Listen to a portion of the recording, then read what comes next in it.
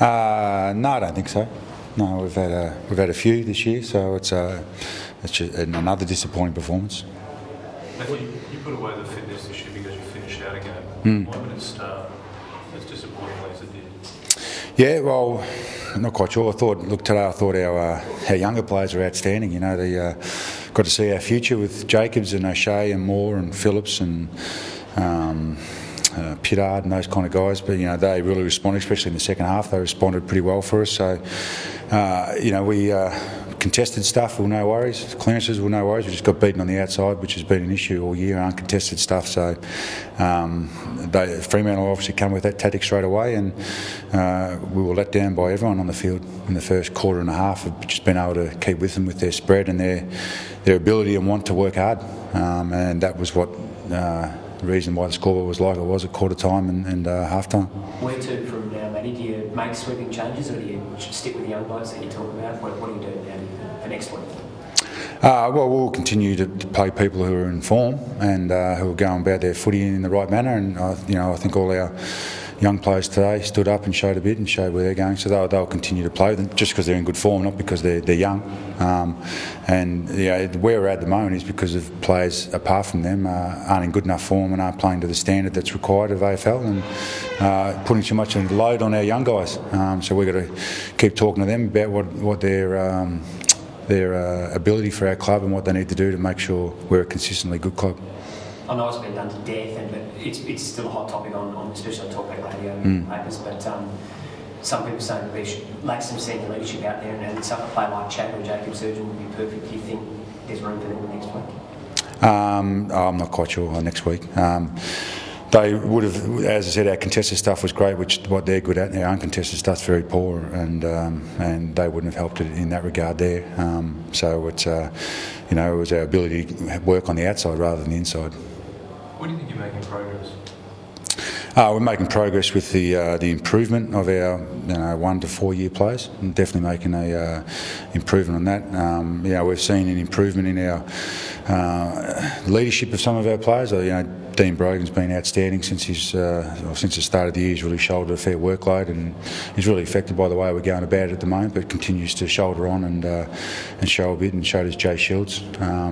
So look, we've got improvement there, and we've shown glimpses. The second half today was how we wanted to play, same as a half and the 3/4 has been all year, but we haven't been able to manufacture that. But we've got a firm belief of how we want to play, what players are going to go towards the future of that, and we're going to keep batting down that path and not be swayed by whatever it is out there that's trying to sway us. We believe in what we're doing, and we'll keep going down that path. And that doesn't mean you're just playing kids and you give up on winning. We want to win, and we wanted to win today, and we thought we were a very good chance of winning today, and we think we're a good chance of winning next week against Richmond. And that's not determined by a selection process, it's determined by how good a form we think we can play at and what the opposition are doing. Matty, Daniel had a good game today, had a good crack, and played in different roles. That's something we can expect to see. Yeah, look, I should add a notch to that. The younger group, he was great to go to half back, and he gave us some run and took the game on, and he's been terrific with the way he's gone about his footy this year too. So whether that continues, I'm not sure, but certainly gave us some spark in the second half. Matthew, do you get confidence to stay on the path that you talked about by watching other clubs that have done it recently? He's probably Hawthorn, West Coast, Fremantle done it, and they're starting to get some wins now. Is that the sort of path that you're saying you want to play for?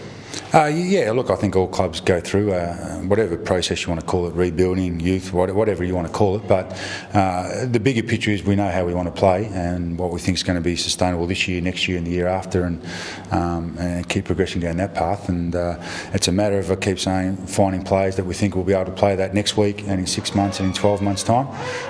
But you do look at clubs who have gone through and changed their list and had a look at different players in different positions and played experienced games into their kids, and that's the path we're going down. Fremantle have been outstanding at doing that the last 3 years, and they're bearing the fruits of that now. And you're doing a similar thing like educating players in sort of one-on-one roles as well. It didn't look like that a little bit earlier today. Yeah, look, we try and educate them. They're learning on the job all the time, and a few of them played in a variety of positions today. Half back or on ball or half forward, and were able to handle that. And you've got to be able to do that in the modern game. You can't just be apart from probably your ruckman, can't be one positional.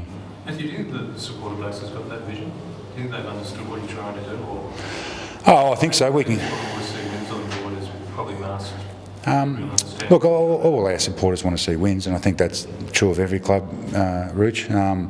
you got to look at the clubs who are coming out of doing what we're doing now, and membership and stuff will grow with that. All I can say to our supporters, and they'd be listening now, is that this is our future, the people they saw play today, and we went through this when we first came into the competition, and we did it again before we had sustained success early 2000, and we'll continue going this path now. It's other clubs are trying to do it, and it's even become a more difficult situation with a lot of other clubs becoming pretty smart about how they're going about it. So we can only ask them that this is the path we're going down, and ask them to keep supporting us.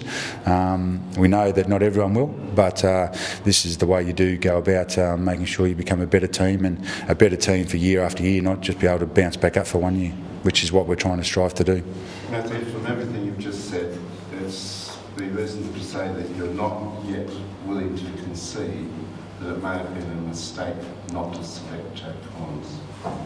No, we were adamant with the selection process of what we did, and that was the best team we could have put out there to play well today. Do you think you're in a danger of a group of young players learning a losing culture? No, not at all. Look, they're as disappointed as anyone, but the education and what they're learning, it might sound stupid that that's what they're going through, but they are learning about it, and they're working pretty hard for a win. And you have to go through some outstanding players of our club that are no longer there, that went through a process of when we lost a lot of games and were on the bottoms of ladders and all that kind of stuff, and it didn't affect their performance in their careers. So it's not ideal. We'd love to be enjoying a few more wins with them, but we all know what path we're down. And as I say, when I say we're not going to be swayed, I mean the coaching staff, the playing group, and the football club aren't. So we're all in it together. Why'd you keep Beaver out? We thought we had too many forwards in the team, and we needed more run. Hence, it probably didn't help us in the first half, but we needed more guys to be able to run on the outside, and that's why Cam O'Shea came in. And I thought he got better as the game went along. And it was stiff for Brett, but that was a selection process. That's why. No, Daniel Pearce came off. He didn't look to have anything wrong with him. Was there any injury concern? No, there wasn't. We're probably just disappointed with the way Daniel went about his first half. I think Crowley played him pretty well and was pretty influential, so we were just disappointed how that went about it, and got Stephen Salopek on pretty early into the third. Is there any way, is this going to be a process that takes time, or is there a fast tracking to it?